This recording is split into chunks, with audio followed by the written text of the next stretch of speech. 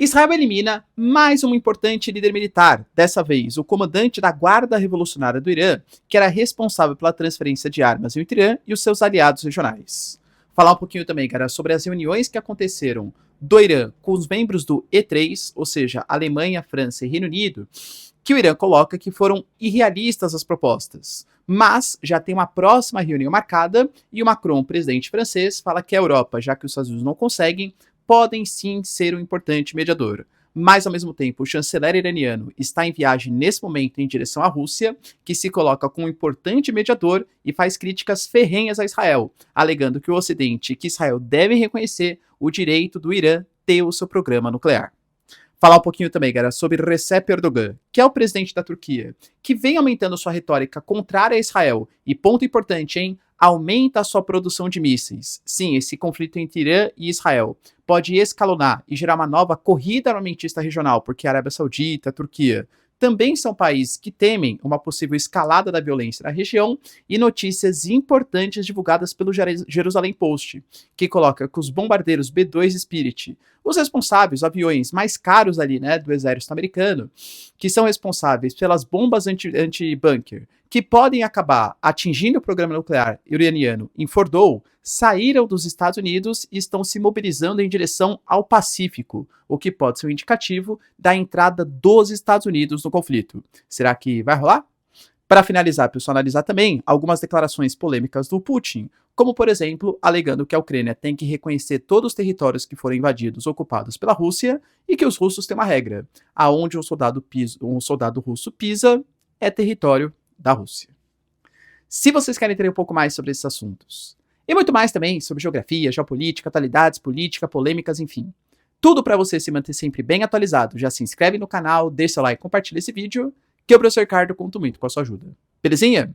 Pessoal, para quem não sabe, a Nomad, que é a maior e melhor conta internacional do Brasil, é parceiraça aqui do canal e tem hoje mais de 3 milhões de usuários somente no Brasil e é a melhor plataforma para você conseguir diversificar suas posições, comprar os seus dólares. Tô falando porque é super simples, é democrático, cara. Você consegue abrir sua conta no mesmo dia e tem as melhores taxas do mercado, só você comparar com as casas de câmbio convencional. Fora que, nesse momento, né, de questão do IOF e tal, eu aproveito essa queda do dólar. A gente tava aqui uns 6,30, perto ali de 6,50, a questão de poucos meses atrás. Agora tá próximo de 5,50 para mobilizar minhas posições. Claro que não é uma recomendação de investimentos, mas se você quiser e fizer isso com o meu cupom Ricardo40 fonte pela Nomad, você ainda tem acesso a 2% de cashback. Ou seja, você diversifica suas posições, compra o dólar, que em geral moeda menos inflacionária do que o real, perde menos valor e ainda ganha 2% do valor de volta. Além do que a Nomad é aceita em mais de 180 países em viagens internacionais. Eu, por exemplo, já estou comprando porque tenho viagem para o segundo semestre e tenho acesso ainda ao Nomad Explore, que é o melhor cartão de crédito que eu já vi no Brasil, te dá cashback dolarizado, você tem pontos que você está ganhando. E eles não expiram, eu que sou esquecido, é sensacional, além de vários outros benefícios, como acesso ao Nomad Lounge em suas viagens internacionais e também todos os benefícios, né, que o cartão Visa pode te oferecer. Então, o link na descrição ou o QR Code aqui na tela para vocês e tem acesso ao Nomad Explorer. Belezinha? Tamo junto, pessoal. Então, bora lá pro vídeo, ó. Como eu falei para vocês, Israel vem continuando mobilizando ataques. Aliás, o Trump até deu uma declaração polêmica, mas assim, dentro do ponto de vista militar, os objetivos de Israel, convenhamos que é verdade, ele falou que é muito difícil convencer os israelenses a pararem os ataques, já que os seus objetivos estão sendo atingidos, pelo menos assim, né, quando a gente fala os objetivos de Israel, pelo menos públicos, que seriam enfraquecer o programa nuclear iraniano, mesmo que as instalações nucleares parte tenham sido atacadas, comprometidas, mas o Irã jura que não comprometeu o enriquecimento de urânio, pelo menos das usinas mais importantes, mas as lideranças militares foram abaladas, os grandes conselheiros do Ayatollah, por exemplo, também foram atacados, os cientistas que participam do programa nuclear também foram atacados, fora que, entendo, né, que é até difícil agora você achar peças de reposição. Vou imaginar, por exemplo, que eu sou um cientista nuclear e que o Ali Khamenei me chama para substituir alguém que foi morto por um ataque israelense. Eu confesso que eu, sabendo que o Mossad está atrás de mim e que o exército israelense é um dos mais poderosos, principalmente no setor de inteligência do mundo, talvez não tivesse toda essa confiança, né, para participar desse programa, novo programa nuclear iraniano. Então, sim, o Irã ele vem tendo suas estruturas abaladas. E hoje, Israel fez um ataque que eliminou o comandante da Guarda Revolucionária do país, o comandante da Força Quds, que, para quem não sabe, é uma das forças ali que participam, né, das forças revolucionárias do país. E esse comandante era um dos responsáveis nessa ação estrangeira que o Irã faz, né? O Irã ele é conhecido como a cabeça do povo, o líder do chamado eixo da resistência. O Irã era um dos responsáveis por comandar a transferência de recursos e transferência de equipamentos, seja para o Hezbollah, seja para a Jihad Islâmica, seja para os Houthis, seja para milícias no Iraque, milícias na Síria. A gente até vem trazendo, né, que a queda do Bashar al-Assad, por exemplo, prejudicou muito porque a Síria era ainda é o coração do Oriente Médio, era uma rota de passagem do Irã para os seus aliados, para o chamado eixo da resistência, e agora, com a eliminação dessa liderança que fazia todo o papel de coordenação, percebam que o interesse de Israel não é somente no Irã, mas também atrapalhar toda essa coordenação de países que agem contra os interesses dos Estados Unidos e também de Israel. Professor, e você acha que existe então uma possibilidade de algum tipo de negociação? Então, ontem mesmo, em Genebra, e lembrando que Genebra na Suíça é um local que é muito sintomático, porque o acordo que foi firmado em meados dos anos 2010, com a participação dos Estados Unidos e também do Irã, né, que a ideia era o Irã ter o fim de algumas sanções à sua economia, em troca abrir o seu país para vistorias internacionais, também tinha sido negociado em Genebra, pelo Obama e pela liderança do Irã naquele momento. Pois bem, galera, depois o Trump saiu do acordo, né? Israel fez uma pressão muito grande, alegando que o Irã estava desrespeitando os limites estabelecidos pela Agência Nacional de Energia Atômica. Aliás, percebam que essa retórica de Israel de acusar que o Irã vai ter armas nucleares, trouxe para vocês também, né? Que a CNN colocou que desde 1996 o Benjamin Netanyahu, que já era político naquele momento, alega que o Irã estava prestes a ter suas armas nucleares. Como eu falo, tá? Eu não tenho a mínima capacidade, porque não tenho as informações privilegiadas e gostaria de ter, de confirmar para vocês se o Irã tem ou não armas nucleares. O que a gente sabe é que, segundo o relatório da IA, sim, o Irã estava enriquecendo urânio acima do permitido, mas o próprio Rafael Grossi, que é o líder da IA, a própria Tulsi Gabbard, que é a chefe da inteligência da CIA, colocou há 3 meses. O chefe da IA falou que o relatório da ONU, né, da agência da ONU, não era um relatório que autorizava ataques de Israel contra as instalações nucleares, mas falava que havia o perigo, porque o Irã, eles não encontraram provas de que o Irã estava fazendo suas armas nucleares, mas que poderiam ter programas clandestinos. A Tulsi Gabbard foi no mesmo sentido, da CIA, dos Estados Unidos, falou há 3 meses que o Irã não tinha produção de armas nucleares. O Trump ontem, mais uma vez, reforçou que não acredita nas declarações da CIA, já que tem o Irã enriquecendo urânio acima do permitido, né? Pois bem, galera, o Irã, ele já falou inúmeras vezes que esse ataque, poxa, palavras do Irã, tá? O que a gente vê hoje é que os Estados Unidos nos traíram, e foi uma traição diplomática. Eles não tinham interesse genuíno na diplomacia e nos usaram para que Israel realizasse um ataque. Ou seja, o Irã hoje não confia mais nos americanos, não quer mais fazer diplomacia com os Estados Unidos. Na prática, eu acho que é muito mais retórica, porque eles vão ser obrigados a fazer, a não ser que queiram ter, né, ataques mais fortes ainda dos Estados Unidos ou de Israel. Mas a Europa, ela vem tentando retomar o protagonismo. E nisso, o E3, que é um grupo de Alemanha, Reino Unido e França, mobilizaram os seus chanceleres junto com a Kaja Kallas, que é a chefe da diplomacia também da União Europeia, para fazer negociações com a chancelaria do Irã. Não foram divulgados quais foram os resultados obtidos, mas a gente sabe que nenhum acordo foi firmado. Segundo fontes ouvidas pela Reuters, ouvindo militantes, né, pessoas do Irã, a Europa queria negociar os mísseis iranianos, os mísseis balísticos. O Irã falou que isso é inegociável, já que isso corresponde a uma força de dissuasão do Irã, segundo o Irã, né? Ou seja, a gente tem mísseis balísticos para amedrontar os nossos inimigos e também negociar o programa nuclear iraniano. Só que, aparentemente, pelo que a fonte iraniana colocou, era acabar com o programa nuclear. E o Irã falou também que não aceita acabar com o programa nuclear, que eles aceitam limitar o enriquecimento de urânio e até abrir o país para vistorias internacionais. Abrir mão do urânio acima de 60%, mas acabar com o programa nuclear não, porque fere a soberania do país. O Macron, que é o presidente da França, falou que conversou com o Pezeshkian, que é o presidente do Irã, e colocou que está convencido sim que há uma saída pacífica.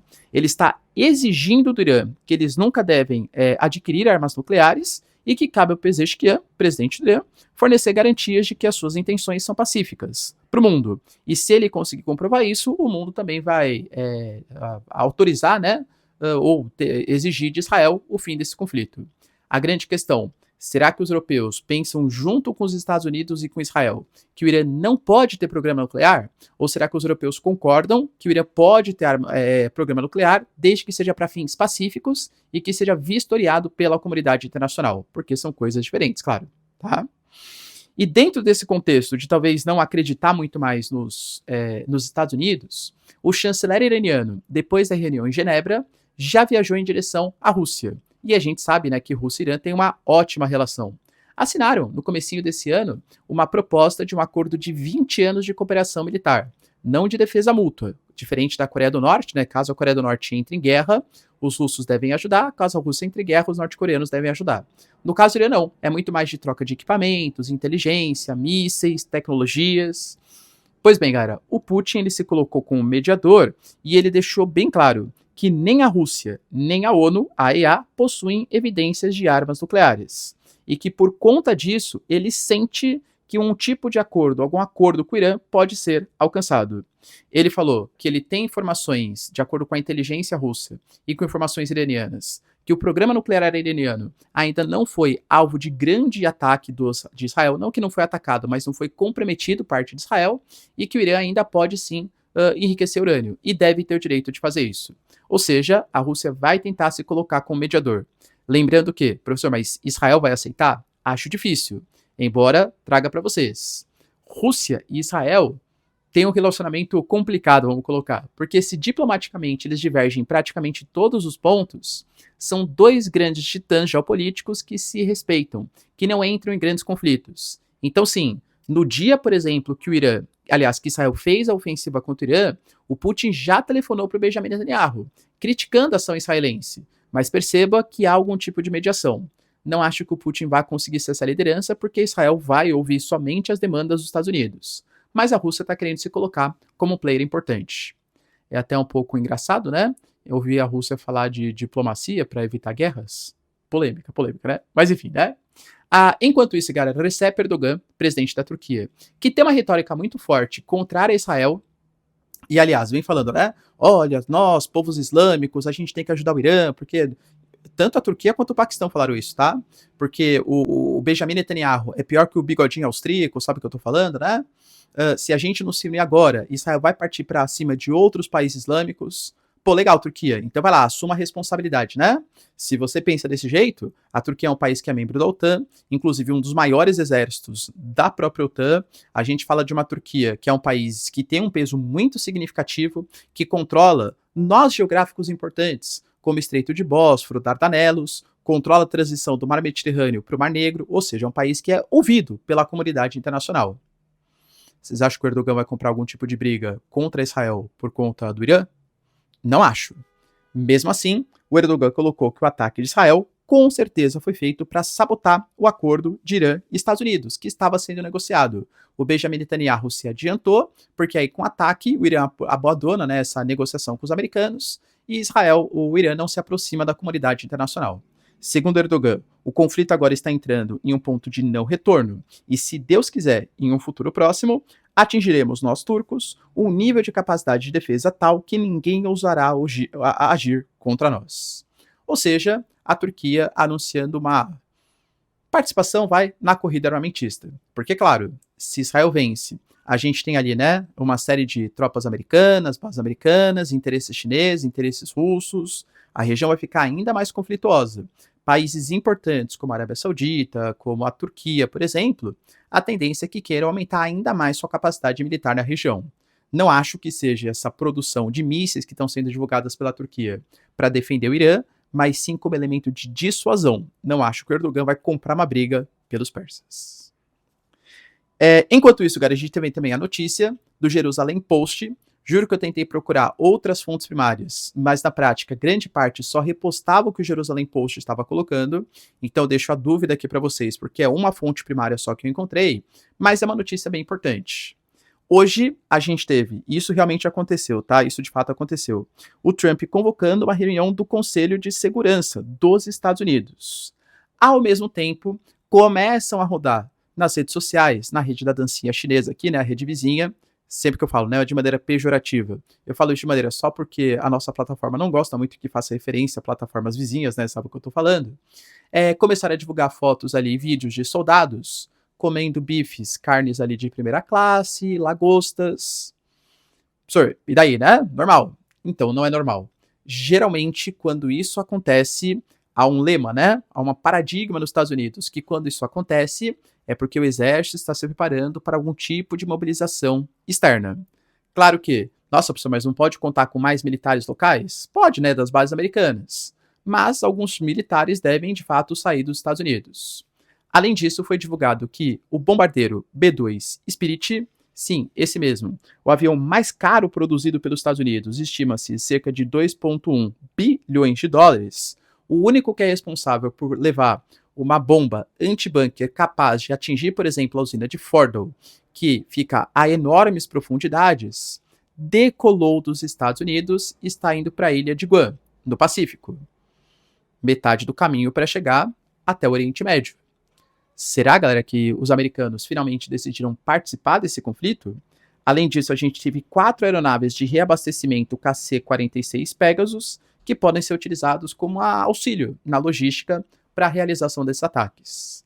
Como teve a reunião do Conselho de Segurança dos Estados Unidos, o deslocamento possível desses bombardeiros B-2 em direção à ilha de Guam, e o que Israel quer é atacar as instalações nucleares, e o Trump cada vez mais dá indícios que isso pode acontecer, pode ser um indicativo. Mais uma vez, deixa aqui uma dúvida no ar, né? Quando mais fontes primárias aparecerem, juro que eu compartilho aqui para vocês.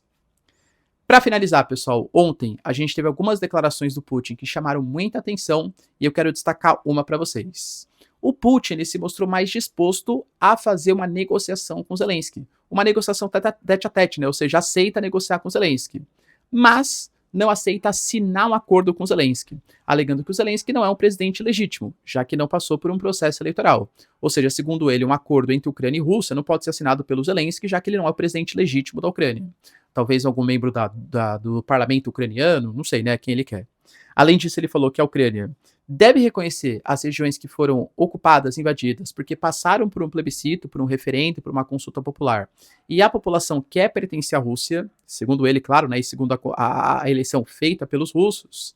E vai lembrar que ele colocou também que povo russo e povo ucraniano não são povos diferentes, e que a Ucrânia nem deveria existir, mas que ele aceita não entrar mais em conflitos, tentar pacificar a região. Ele colocou que existe um medo, né, de uma terceira guerra mundial, se a Ucrânia aceitar ficar com um país neutro, ou seja, não pertencer à OTAN, e aceitar que os territórios pertencem aos russos.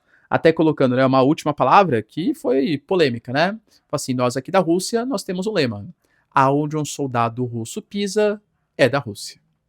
Será, galera, que o Zelensky vai aceitar isso? Deixa aí nos comentários, quero saber sua opinião. No mais, se vocês curtiram o vídeo, tamo junto, beijos, abraços e tchau, tchau.